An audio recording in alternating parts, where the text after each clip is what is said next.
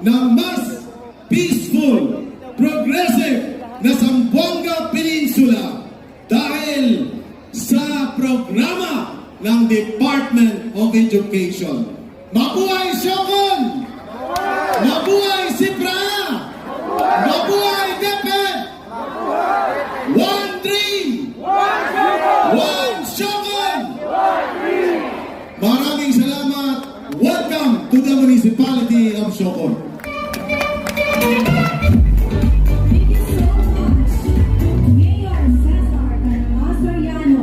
The Department of Education Region 9 would like to present a plaque of recognition to Honorable Mayor Cesar C. Soriano and to the local government unit of Siokon.